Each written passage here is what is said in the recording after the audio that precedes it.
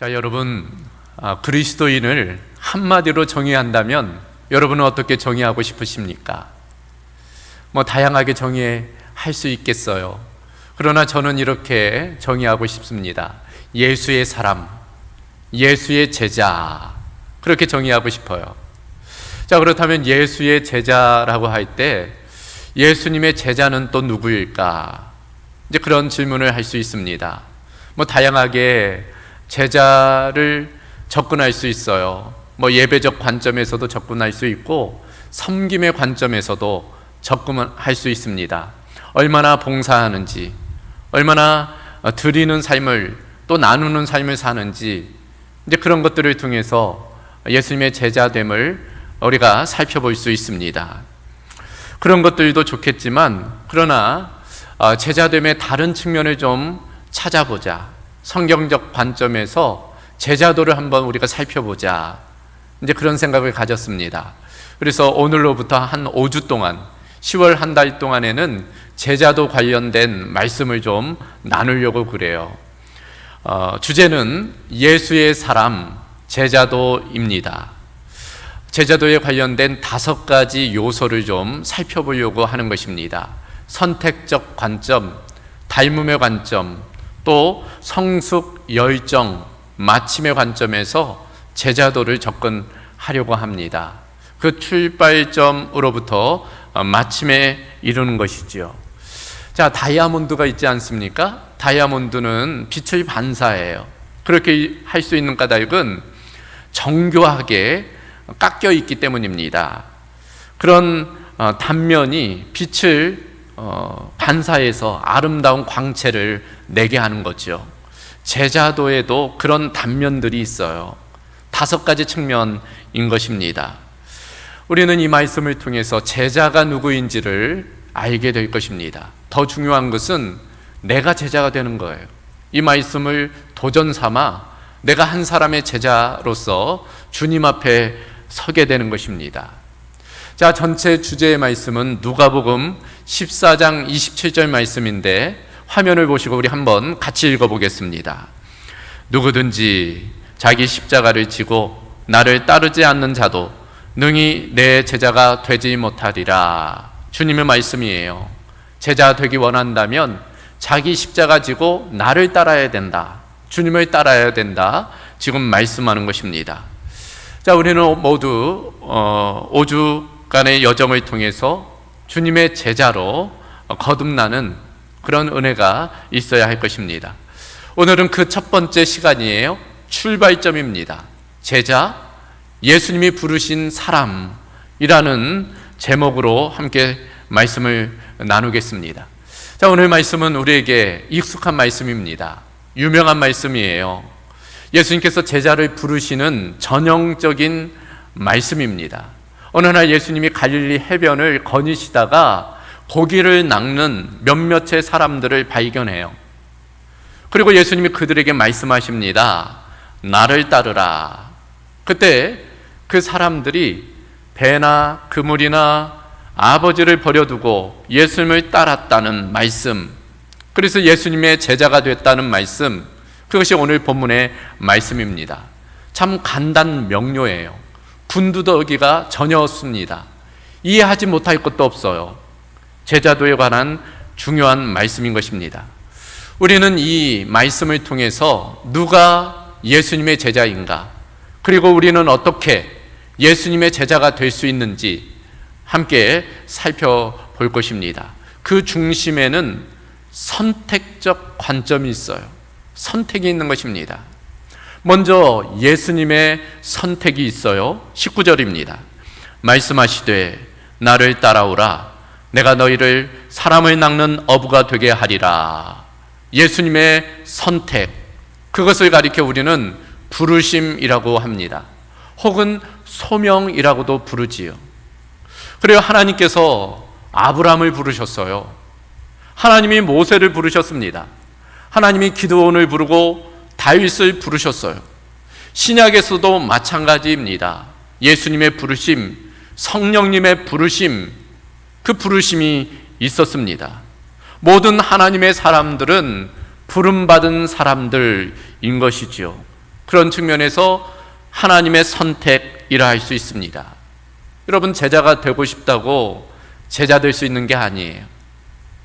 자원한다고 해서 제자 될 수 있는 것도 아닙니다. 실제로 복음서를 보면 어느 날 한 인물이 예수님을 찾아와요. 다급하게 예수님을 쫓아옵니다. 예수님이 지금 예루살렘에 입성하실 때이거든요. 그때 예수님을 찾아와서 이렇게 요청합니다. 주님, 제가 주님 따르기를 원합니다. 근데 예수님 뭐라고 말씀하세요? 여우도 굴이 있고 공중의 새도 집이 있지만 인자는 머리 둘 곳이 없다. 우회적으로 예수님께서 그 요청을 거부하신 거예요. 반려하신 것입니다. 실제로 예수님 이렇게도 말씀하셨어요. 요한복음 15장 16절을 보면 너희가 나를 택한 것이 아니요 내가 너희를 택하여 세웠나니. 제자들을 향한 말씀입니다. 너희가 나를 택한 것이 아니라는 거예요. 내가 너희를 택하여 세웠다. 너희가 제자된 것은 나의 택함 때문이다 말씀하고 있습니다. 우리는 이 말씀 통해서 두 가지를 깨닫게 됩니다. 먼저는 제자됨에 있어서 주님의 주도권이에요. 또 한 가지는 그 주님의 주도권 안에는 은혜의 사건이 있다는 것입니다. 그래요, 제자가 된다는 것은 예수님의 주권적 선택에 의한 은혜의 사건입니다. 그래서 사도 바울도 이렇게 고백하고 있잖아요. 나의 나 된 것은 다 하나님의 은혜입니다. 하나님의 은혜가 아닌 것은 아무것도 없다는 거예요. 지금의 내가 있는 것은 다 하나님의 은혜로 되어진 것입니다. 그런 고백인 것입니다. 오늘 본문에서도 우리는 그것을 발견하게 돼요. 예수님께서 먼저 찾아오시잖아요. 제자들에게 찾아가십니다. 그리고 부르세요. 나를 따르라 부르십니다. 오늘날 우리도 마찬가지입니다.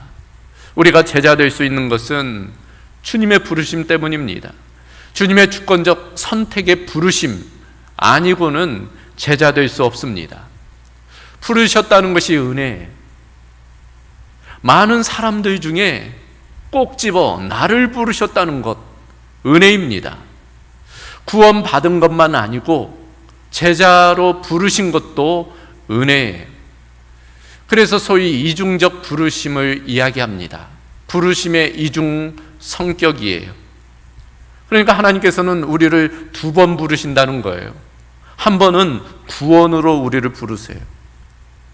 또 한 번은 사명으로 우리를 부르십니다.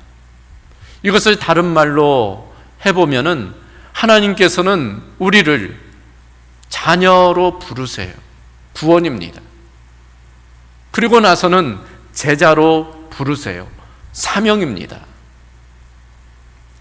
그 부르심의 사건은 은혜의 사건인 것입니다. 어려서 이런 경험이 있어요. 초등학교 때였는데 어느 날 수업이 다 끝나고 집으로 돌아가려고 하는데 선생님이 불러 세우시더라고요. 대희야 잠깐만 기다려라 하시면서 하시는 말씀이 오늘 좀 본인이 해야 할 일들이 있는데 대희 너가 좀 도와줬으면 좋겠다 그러시는 거예요. 그때만 해도 뭐 1시간여 정도 걸어 다니는 통학거리였고 또 통학하면서 친구들하고 오고 가며 노는 재미가 있었는데 선생님을 도와주고 간다면 시간도 늦어지고 친구하고 함께 가지도 못하고 불편함도 있고 수고도 있지만 그런데 웬일인지 그 말을 듣는 순간 제 마음에 기쁨이 있었어요. 기쁨이 있었습니다. 아, 선생님께서 나를 인정해 주시는구나. 많은 친구들이 있는데 꼭 집어 내 이름을 부르시고 나보고 그 일을 도와주라고 하시는 것이 나를 믿어주시는구나. 이제 그런 생각이 들었어요. 그래서 선생님을 도와주면서 얼마나 기쁘고 행복하던지 그 기억이 있습니다. 여러분, 우리도 마찬가지잖아요. 객관적으로 보면, 인간적으로 보면, 세상적으로 보면 우리보다 뛰어난 사람들, 훌륭한 사람들이 얼마나 많습니까? 그럼에도 불구하고 그 많은 사람들 중에 우리를 꼭 집어 구원해 주셨을 뿐 아니라 또 우리를 제자로 불러주신다니, 그것은 얼마나 은혜로운 사건인지 우리가 깨닫게 되는 것입니다. 이처럼 누가 예수님의 제자가 될 수 있을까?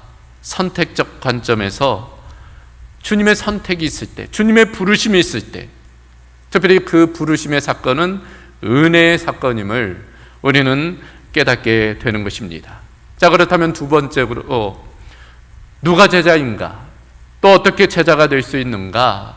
그런 주님의 부르심도 필요하지만, 주님의 선택도 필요하지만, 우리 편에서의 선택도 필요하다는 것입니다. 바로 응답이지요. 여러분, 늘 말씀드리지만 인생은 B2D입니다. birth, 태어남에서부터 D, death, 죽음에 이르는 과정, 그 가운데 B와 C 사이에는 D 사이에는 C가 있어요. C는 초이스입니다. 그래서 우리가 태어나서 죽을 때까지 선택의 연속이에요. 인생은 선택의 연속입니다. 무엇을 선택하느냐가 그래서 중요해요. 그것이 우리의 운명을, 인생을, 우리의 미래를 결정합니다. 오늘은 어제의 선택의 결과이고 내일은 오늘의 선택의 결과입니다.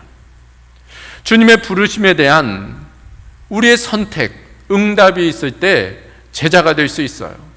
아무리 주님이 부르셨다고 할지라도 우리가 응답하지 않으면, 그 부르심에 선택하지 않으면 전혀 제자가 될 수 없는 것입니다. 왜 그럴까요? 하나님께서 우리를 기계로, 로봇으로 만들지 않았기 때문이에요. 하나님은 하나님의 형상대로 우리를 만드셨잖아요. 그 중심에는 자유의지가 있습니다. 우리는 무엇을 선택하고 결정할 권한이 있는 거예요. 그런 측면에서 아무리 주님이 부르셨다고 할지라도 우리가 선택하지 않으면, 응답하지 않으면 우리는 결코 제자가 될 수 없습니다. 여기서 질문이 있을 수 있죠. 아니, 주님이 부르셨는데 응답하지 않을 사람도 있는가? 어떻게 생각하세요, 여러분? 있습니다. 성경에도 그렇고 오늘날도 마찬가지예요. 성경을 보면 부자 청년이 등장하잖아요. 어느 날 인생의 가장 중요한 문제, 영생의 문제를 가지고 주님께 찾아옵니다. 그리고 질문해요. 어떻게 하면 영생을 얻으리이까?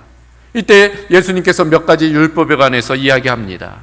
간음하지 말라, 살인하지 말라, 도적질하지 말라, 내 이웃의 것을 탐내지 말라, 내 부모를 공경하라. 그랬더니 이 청년이 하는 말이, 주님, 그런 것들은 제가 어려서부터 잘 지켰습니다.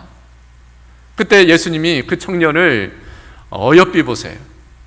그리고 이렇게 말씀하십니다. 너에게 한 가지가 부족하구나. 너의 그 많은 재물을 좀 팔아서 이웃을 나누어 주고, 그리고 너는 나를 따르라. 나를 따르라. 오늘 본문에 있는 그 사람들에게 하신 말씀과 동일한 말씀을 그 부자 청년에게 주셨어요. 어떻게 됐을까요? 부자 청년이 따랐습니까? 그렇지 않았다는 거예요. 고민 끝에 결국 주님을 따르지 않았어요. 그러니까 주님이 부르셔도 따르지 않는 경우가 있다는 것입니다. 그러면 결코 예수님의 제자가 될 수 없는 것입니다. 그러므로 결단이 중요해요. 주님이 부르셨을 때 결단하고 따르는 것이 필요합니다. 여러분, 칸트, 임마누엘 칸트를 아시지요? 독일의 유명한 철학자입니다. 그의 책 순수 이성 비판, 실천 이성 비판, 참 대단한 책이지요. 그는 참 이성적이고 합리적인 인물이었어요. 신중한 인물이었습니다. 참 규칙적이고 체계적인 인물이었어요. 그래서 칸트에 관련된 그런 일화가 있잖아요. 얼마나 규칙적으로 일과를 했는지 시계가 좀 고장이 나면 칸트의 그 동선을 보고 시계를 맞출 정도로, 칸트가 여기 있다 하면은 이건 한 3시 정도 됐다 하고 시계를 조정했다는 거예요. 그럼 칸트가 사귀는 여인이 있었다는 것입니다. 교제 끝에 관계가 깊어졌어요. 근데 도무지 이 칸트가 청혼을 하지 않는 거예요. 그래서 결국에는 여성 쪽에서 청혼을 했다는 거예요. 우리 결혼하십시다. 그랬더니 칸트가 내가 좀 생각해 보겠소. 그리고서는 도서관에 들어갔다는 거예요. 그리고 결혼 관련된 서적들을 다 모았다는 것입니다. 그거 이제 연구하기 시작하는 거예요. 결혼의 역사가 어떻게 되고, 결혼의 이점은 무엇이고, 이런 것들을 연구하기 시작한 것입니다. 오랜 연구 끝에 내린 결론, 결혼해야 되겠다. 그래서 그 여성이 사는 집에 갔다는 거예요. 그랬더니 아버님이 나오신 것입니다. 제가 따님하고 결혼하려고 합니다. 그랬더니 그 아버님 하시는 말씀이 내 딸은 이미 시집가서 애가 셋이다. 여러분, 다 때가 있어요. 우유부단의 위험성입니다. 오죽하면 영국의 극작가 버나드 쇼가 묘비명을 그렇게 새기라고 했다고 그러잖아요. 우물쭈물 하다가 내 그럴 줄 알았다.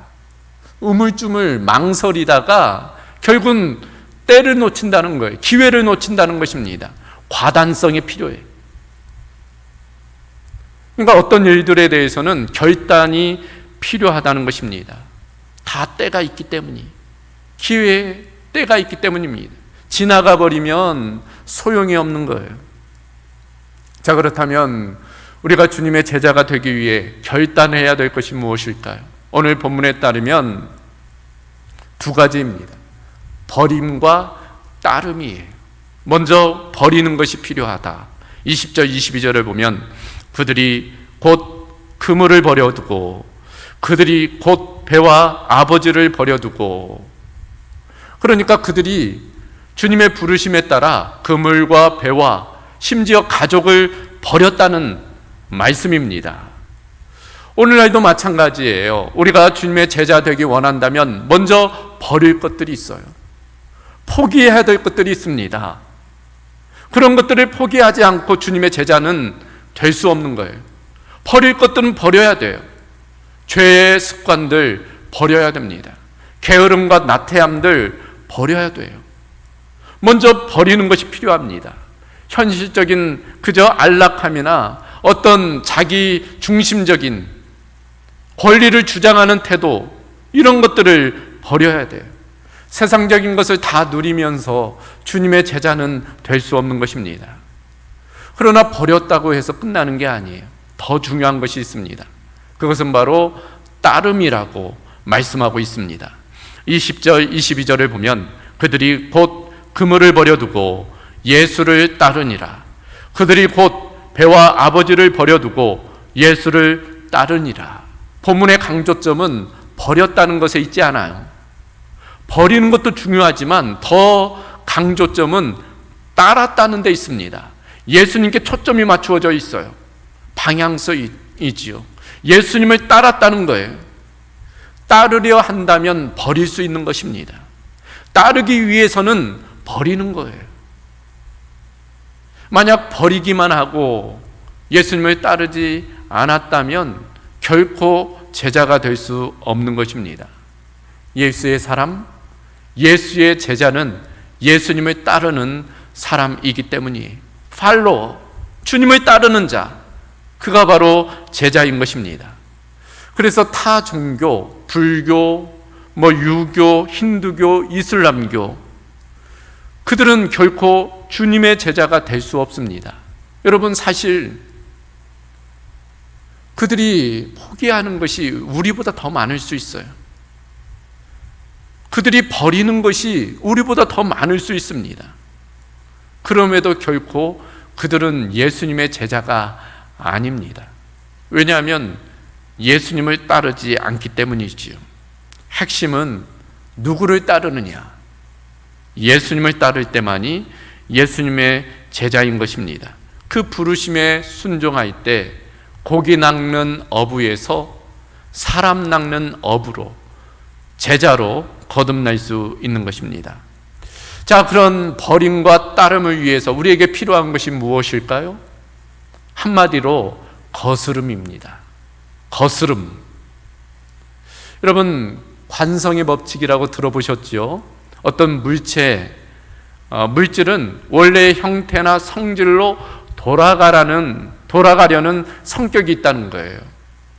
그러니까 철도 이렇게 휘면 다시금 원상복귀 되잖아요.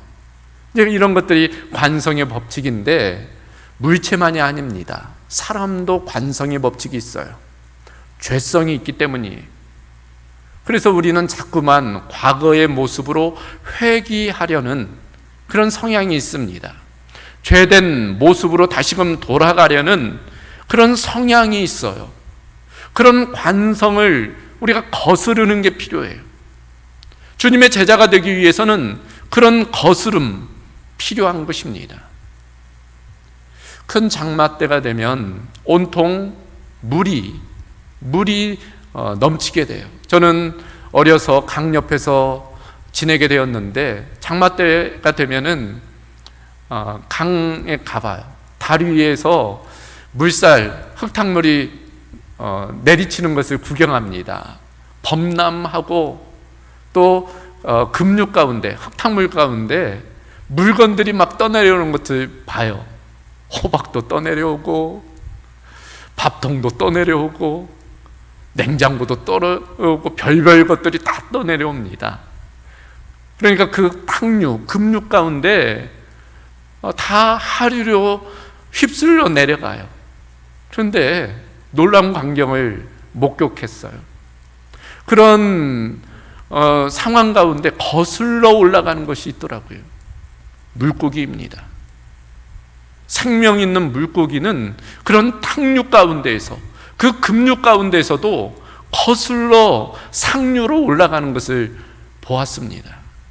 생명이 있기 때문이에요. 그러므로 거슬러 올라갈 수 있는 것입니다. 우리도 예수의 생명이 있기 때문에 거스름을 할 수 있는 것이요. 오늘날 우리를 휩쓸고 가려는 것이 무엇입니까? 세상의 유혹이 있죠. 세상의 문화입니다. 그 중심에는 물질 문화가 있어요. 돈의 힘이 있는 것이죠. 이 만몬, 이 재물에 대한 유혹이 있는 거예요. 많은 사람들이 그 유혹에 넘어가요. 수단과 방법을 가리지 않고 그 돈을 얻고자 살아가는 것을 보게 됩니다. 그러다 어느 순간부터 그 돈의 노예가 되는 거죠. 돈 하다가 돌게 된다고 돈의 노예로 살아가는 경우가 있는 것입니다. 우리는 그런 물질, 문명, 돈 중심주의의 시대에서 거스름이 필요합니다. 그래서 예수님이 이렇게 말씀하셨어요. 한 사람이 두 주인을 섬기지 못할 것이니 혹 이를 미워하고 저를 사랑하거나 혹 이를 중히 여기고 저를 경히 여김이라. 너희가 하나님과 재물을 겸하여 섬기지 못하느니라. 오죽하면 예수님 이렇게 말씀하셨겠어요. 하나님과 재물을 거의 비교할 정도로 그런 영향력이 있다는 거예요. 그만큼 물질의 영향력, 우리가 조심해야 되는 것입니다. 열심히 일하지 말라는 게 아니에요. 돈을 벌지 말라는 것이 아닙니다. 돈을 사랑함이 일만하게 뿌리가 된다고. 돈은 필요의 대상이지 사랑의 대상이 아니에요. 명확하게 해야 된다는 것입니다. 두 번째로 우리가 무엇을 거스려야 될까요? 세속의 문화입니다. 그 중심에는 성적인 유혹이 있어요. 여러분, 오늘날 영화나 드라마나 소설이나 사회 풍조가 우리를 성적으로 타락시키는 것이 너무나 많아요. 우리 어린 아이들도 어려서부터 그런 것들에 노출되어져 있습니다. 너무나 자연스럽고 당연하게 여겨지게 돼요. 그런 시대적인 사조에 넘어가서는 안 되는 거예요. 우리의 마음을 지키고 거스름이 필요한 것입니다. 한 가지 더 생각해 볼 것은 바로 자기애적인 문화이지요. 자기 중심적인, 이기적인, 그것이 독성과 욕망을 가져와 오게 되는 것입니다. 이와 같은 세 가지, 간단하게 세 단어로 정리해 보면 돈, 섹스, 권력입니다. 그래서 기독교 윤리학자 리처드 포스터가 돈, 섹스, 권력이라는 책을 쓴 바가 있습니다. 그 세 가지가 현대의 우상이라는 거예요. 그 우상을 섬기며 오늘날 사람들이 살아가게 된다는 것입니다. 우리는 그것으로부터 거슬러 올라가야 돼요. 그래서 바울 사도는 이렇게 이야기합니다. 너희는 이 세대를 본받지 말고 오직 마음을 새롭게 함으로 변화를 받아 하나님의 선하시고 기뻐하시고 온전하신 뜻이 무엇인지 분별하도록 하라. 이 세대를 본받지 말라는 거예요. 이 세대의 풍조에 따라 휩쓸려 살아가면 안 된다는 것입니다. 거슬러야 된다. 예수 생명으로 거슬러야 된다 말씀하는 것입니다. 물론 세상을 거스른다는 것 쉽지 않은 일이에요. 하지만 그것이 생명의 길입니다. 그것이 사람 낚는 어부가 되는 길이에요. 그래서 마더 테레사가 그런 이야기를 했습니다. 하나님께서 우리를 부르신 까닭은 성공하게 하기 위해서 부르신 것이 아니다. 하나님께서 우리를 부르신 까닭은 위대하게 하도록 우리를 부르셨다. 그 중심에는 순종이 있다. 말씀에 대한 순종이 있다는 것입니다. 그래요, 우리는 그저 고기 낚는 어부, 고기를 많이 낚는 어부, 성공하는 어부가 삶의 목표가 아닙니다. 우리는 생명을 살리는 사람 낚는 어부가 되어야 돼요. 그래서 하나님께서 우리를 먼저 부르시고 택하셨습니다. 그리고 우리를 제자로 다시금 부르시는 것입니다. 결국에는 우선순위의 문제입니다. 삶의 우선순위를 어디에 두느냐? 주님께 두느냐? 세상에 두느냐? 주님께 우선순위를 두는 자, 주님을 선택하는 자, 그가 바로 제자라고 우리에게 말씀해 주고 있습니다. 자, 그렇다면 마지막으로 예수님의 선택, 그 부르심과 우리의 선택, 그 응답, 버림과 따름 사이에는 무엇이 필요할까요? 확고한 신앙 고백입니다. 주님의 부르심에 우리가 응답하기 위해서는 분명한 신앙 고백이 필요한 것입니다. 여러분, 오늘날의 시대를 산불시대라고 이야기합니다. 불분명, 불확실, 불투명의 시대라는 거예요. 그러니까 모든 것이 불확실하고 불분명하고 불투명해요. 암중모색이라고 그런 시대를 살고 있습니다. 그러니까 말도 행동도 어떤 태도도 뜨뜻미지근한 경우가 많이 있습니다. 확신이 없기 때문에, 불확실하기 때문에 그런 것입니다. 왜 그렇게 불확실한 시대에 애매모호한 삶의 모습으로 살아가는가? 크게는 두 가지예요. 먼저는 상대주의입니다. 다원주의라고도 하지요. 포스트 모던의 영향입니다. 그러니까 지금은 진리가 사라진 지 오래, 과거에는 진리로 여겨졌던 것이 지금은 받아들여지지 않아요. 그저 일리 정도로 그럴 수 있지, 다른 것에 대해서도 그럴 수 있지, 모든 것을 다 받아주는, 그래야지 옳은 것처럼 여겨지는 시대인 것입니다. 그런 사조가 우리 신앙 안에도 들어오게 되었어요. 소위 종교 다원주의입니다. 그러니까 타 종교도 구원이 있다, 타 종교에도 길이 있다, 그렇게 여기는 거예요. 예수님 아닌 다른 것도 가능하다. 그래서 불교의 해탈도 구원이고, 유교의 수신도 구원이고, 도교의 득도도 구원이고, 동학의 혁명도 구원이다. 여러분, 어떻게 같은 구원이에요? 전혀 다른 길을, 전혀 다른 주님을 따르고 있는데 어떻게 그게 다 같은 구원이 되겠습니까? 그럼에도 그런 영향이 우리의 신앙 가운데도 들어오고 있는 것입니다. 그러다 보니 불분명한 거예요, 신앙의 태도가. 또 한 가지는 삶이 너무 편해진 것입니다. 정말 그런 것 같아요. 저 어려서만 해도 불편한 것들이 많았어요. 근데 나이가 더 드신 우리 어른들은 두말하면 잔소리죠. 많은 편리한 것들이 많아졌어요. 과학기술의 발달로. 그러다 보니까 굳이 천국에 대한 소망도 없습니다. 그냥 이 땅이 천국 같아요. 이 땅에서의 삶이 천국 같습니다. 그래서 오죽하면 천당 밑에 분당이라고 그런 이야기도 하겠습니까? 예수 믿는다고 박해도 없어요. 예수 믿는다고 핍박도 없습니다. 그러다 보니 어느 순간부터 안일하게 신앙생활하게 되었어요. 술에 술 탄 듯, 물에 물 탄 듯, 뜨겁든지 차갑든지 하라고 하셨는데 이것도 아니고 저것도 아니고 예수 믿는 것도 아니고 세상에 사는 것도 아니고 양다리 걸친 그런 애매모호한 신앙의 모습으로 살아가는 경우들이 있는 것입니다. 그래서는 예수님의 제자가 될 수 없는 거죠. 분명한 신앙 고백이 필요한 것입니다. 마태복음 16장을 보면 어느 날 예수님이 제자들과 함께 가이사랴 빌립보를 지나가세요. 그때 예수님 말씀하십니다. 이 가이사랴 빌립보는 큰 도시예요. 우상이 창궐하던 문화가 발달한 도시입니다. 그때 예수님 그곳에서 그들에게 물으세요. 사람들이 인자를 누구라 하느냐? 사람들이 나를 누구라 하느냐? 그때 어떤 사람은 세례 요한, 어떤 사람은 엘리야, 어떤 사람은 예레미야, 어떤 사람은 선지자 중에 한 사람이라고 합니다. 그때 예수님 그들에게 다시 물으세요.